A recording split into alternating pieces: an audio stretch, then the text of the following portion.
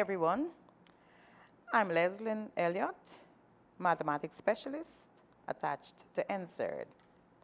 In this session, we are going to focus on the principles of assessment as they relate to the renewed curriculum.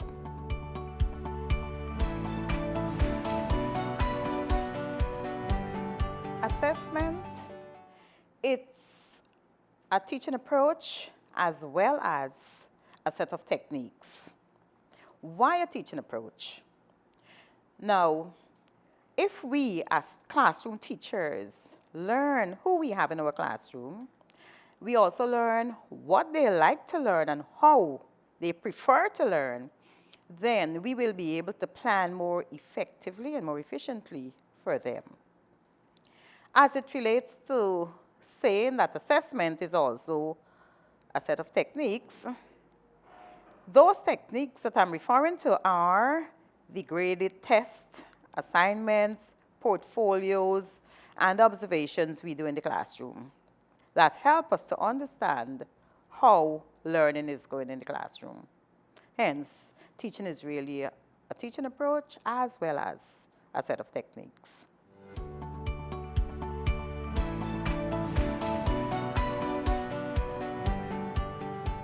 All right, in education, when we mention assessment, we are really focusing on classroom assessment. Classroom assessment is very important because no effective teaching can be done without having assessment. Classroom assessment helps us to track the progress our learners are making in the classroom. Hence, if we, as a classroom teacher, the more you check to see how learning is going, it's the more efficient it becomes because you can make on-the-spot corrections. You can make on-the-spot adjustment to your teaching. You can allow the learners to make adjustment to the way or the styles in which they learn. It's also important because assessment helps the learners and their parents also to see learning from a different perspective, because as learners go from class to class and they get more mature, you find that they take some responsibility for their learning. So having feedback after assessment helps some of them to look back at what they would have done and see how they can make corrections to what they would have done there. So it really helps them. And it also helps the parents because the parents can look at whatever feedback they have from the assessment to say to them, well, look, here is where I think you need to do some work, or we can do some additional discussions at night to get these particular areas covered. So it's very important that they do assessment. In addition to that, let me just say one more thing about why it's important to do assessment. We are preparing these children to live in a world that is really, really advancing technologically. And the way we viewed learning and assessment, maybe even as recent as 2019, has changed a lot from how we're viewing it now and beyond. So it's really important that we do assessment, and we do assessment in various forms.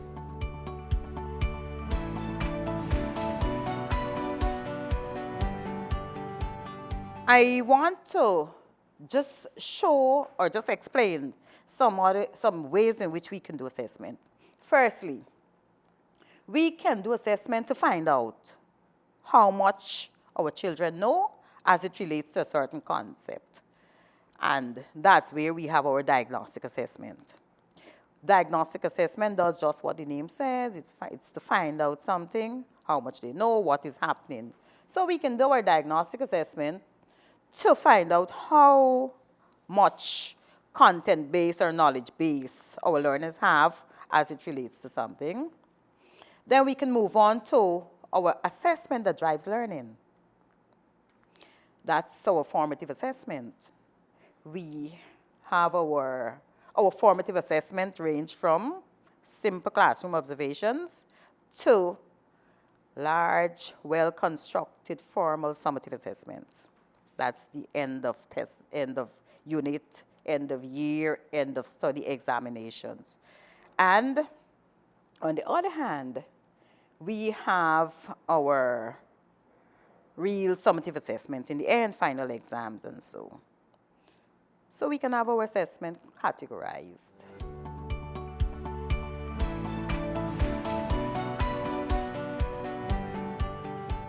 All right, the first principle says, comprehensive assessment includes elements of assessment of learning, assessment for learning, and assessment as learning.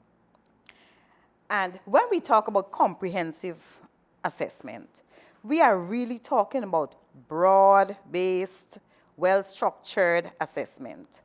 Assessment that covers the outcomes in the curriculum, as well as the values and skills learners are expected to cover. So, a comprehensive assessment will provide the person who is doing the assessment with the necessary information that can help learners as well as the teacher, and even inform ministry officials on how learning is taking place. And hence, the officials may be able to make adjustment to their curriculum when we do comprehensive assessment. So that's why it's important to do that. Now, I mentioned assessment for learning, assessment of learning, and assessment as learning. Let me just give a little idea of what each of those components are. Okay, assessment for learning gives a clear snapshot of how the learners are progressing in the classroom. Assessment as learning occurs when learners themselves are able to reflect on how their learning is coming, because they can look back at their achievement to see how it's coming as we do our little assessment. And our assessment doesn't have to always be a pencil and paper test or a little quiz or so. Our assessments, as I said earlier, range from simple recorded or non-recorded observations to large, well-constructed examinations.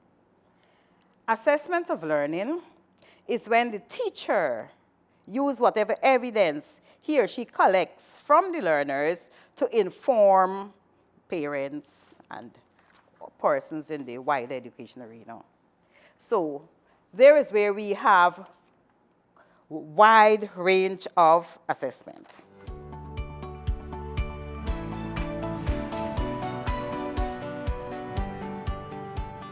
All assessments are designed to be reliable, valid, and equitable. Equitable means that we have to cater for not only one category of learners in our classroom, because we have a wide variety of learning abilities in the classroom, so we have to ensure that we cater for all of them. It has to be reliable because we depend on the results, or generally teachers depend on the results of the assessment in order to guide how they prepare for the learners in the future, tomorrow, the next day, and even a longer schedule.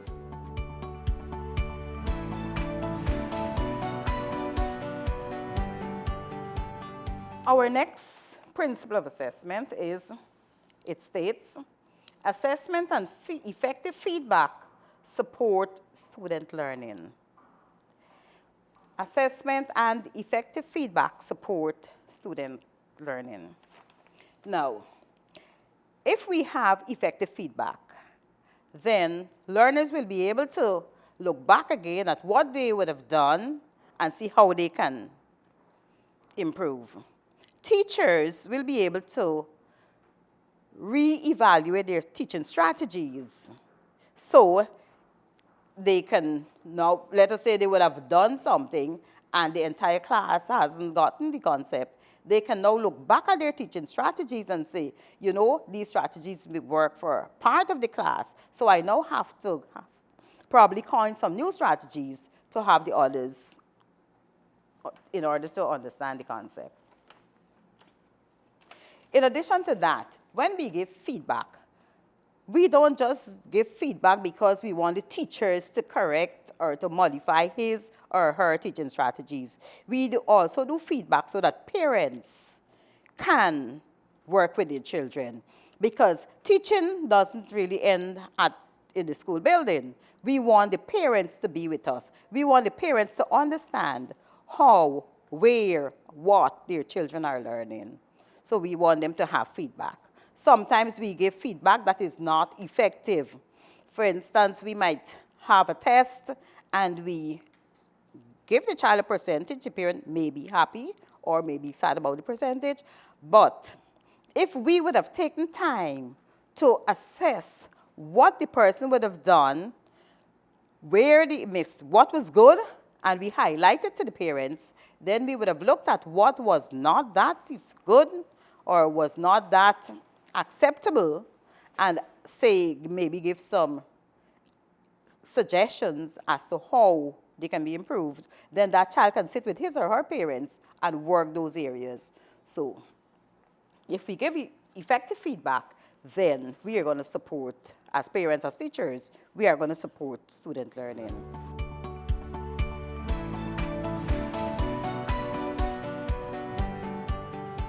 The fourth principle says, assessment must be aligned with the curriculum, and it must be developmentally appropriate for the learner in order to be effective. Assessment must be aligned to the curriculum, and it must be developmentally appropriate. Now, we cannot test, we cannot assess what we have not taught. So if we are, and we cannot assess all aspects of learning in the same manner. For example, if we're teaching and we want to find out how well a child can apply a particular concept that we would have taught, then we cannot just ask the child a question that is going to require him or her to recall facts or to explain something. We would need to ask a question at a higher level to find out if that child can really apply the learning in another situation. Hence, we have to ask a higher order question. So, and our curriculum outcomes are clearly listed. Some of those outcomes require that we do work at a knowledge base. Others require that we do work at a reasoning, application, synthesis, a higher level. So we have to balance our assessment and ensure that they are aligned to the outcomes. If we do not do that, then our renewed curriculum may not have the effect that we want it to have on our learners in the classroom.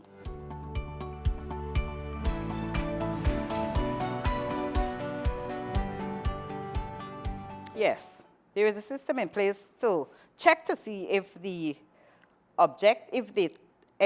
test, the assignment, the assessment, or whatever we set are aligned to the curriculum, because in the curriculum, the first column states clearly the objectives or the benchmarks that the learners are expected to achieve.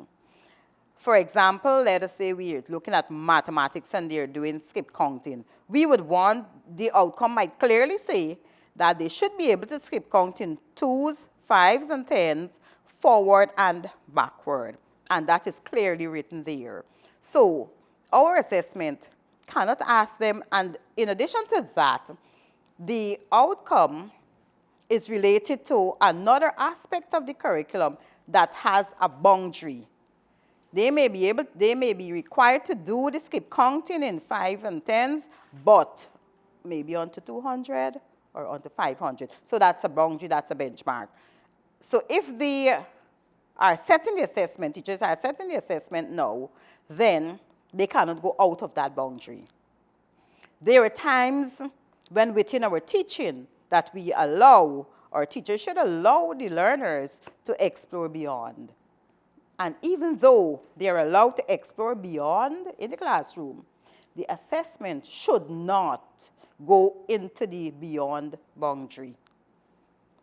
And the head teachers can check that, because as we train the teachers and the head teachers, they are trained to look at all of that.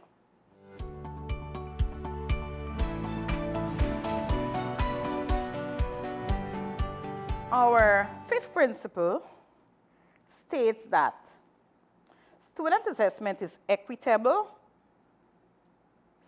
Student assessment that is equitable, reliable, and valid can be used to make evidence-based decisions that inform and guide teaching and learning.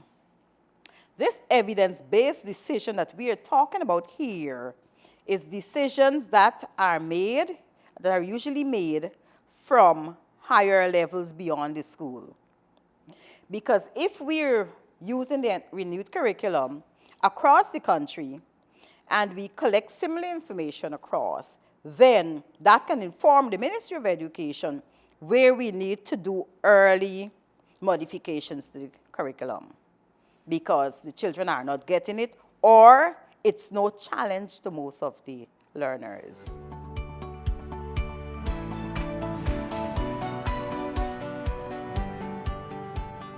And our sixth principle is saying that informative and understandable reports on the results of assessment are most useful to students and their parents or caregivers.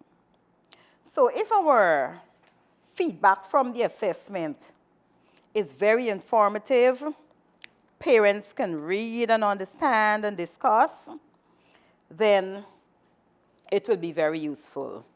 It's like taking the student's report card home.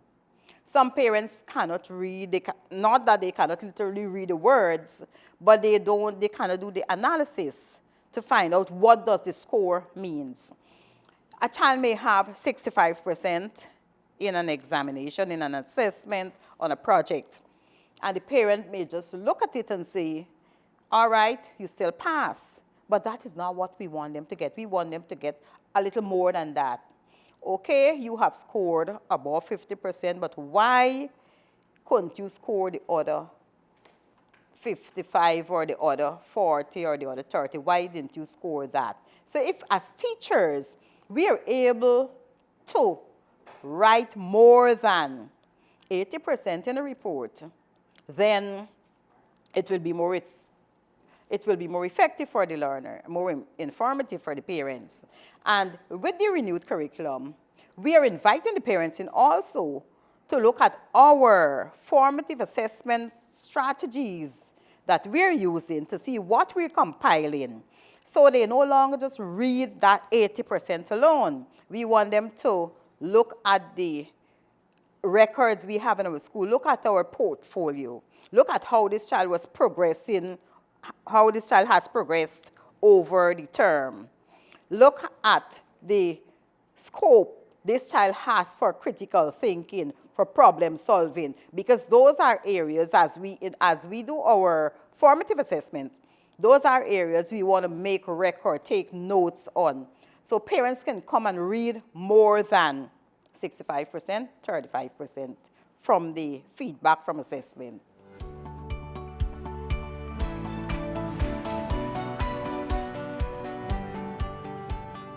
You know, the good thing I want to say there, as it relates to that, with the renewed curriculum, the parents don't have to wait until the end of the term to see that 80% or 62%.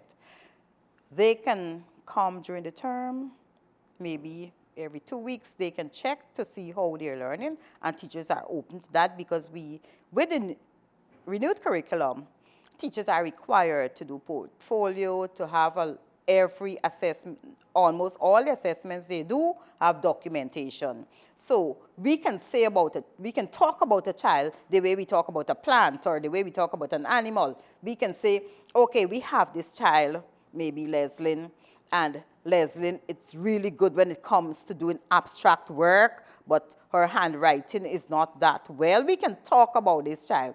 If the child was to write an examination, we can surely say, okay, the way Leslyn works, and look, it's here, it's recorded, in the portfolio, the way she works, she would have gotten maybe 52%, 60%, because we have the records there. And we have been tracking Leslyn. We have been asking Leslyn's parents to come in to work with us, look, follow the records, see how she's going. So they don't usually wait until the end with the renewed curriculum. But this will take some time because the child starts the renewed curriculum, but the teachers in school are still bouncing to and fro between what was there and what is now. So we would really see the full effect of this when we have the grades 1, 2, 3, 4, who would have covered the renewed curriculum to continue. And at the end of their schooling, we are going to see that progress because their parents have begun to interact with teachers in this manner, where they can check and not wait for the end of term results only.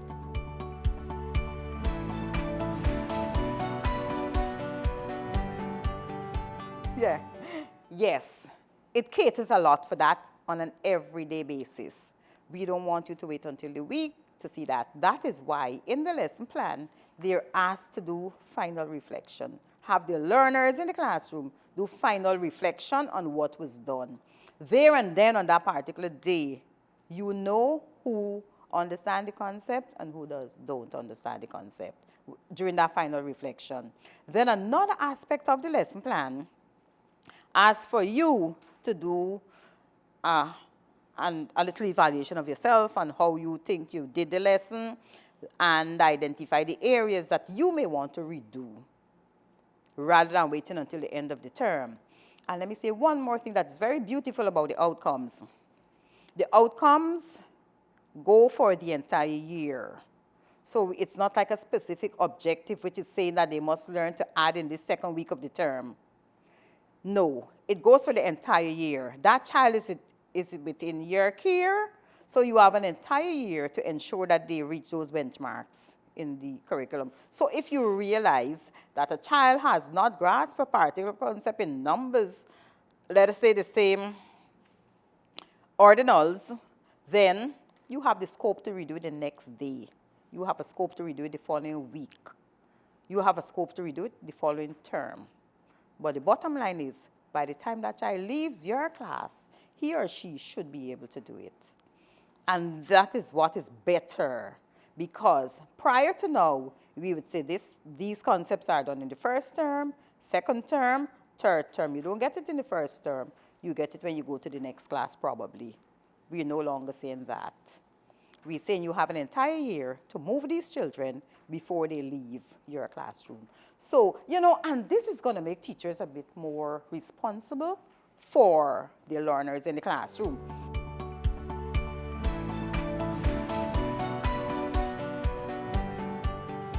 So one recommendation we'd like to leave here is that these principles of assessment, we know that they are critical parts of our curriculum foundation, and we want them to go. We want teachers to deliberately include them in their teaching.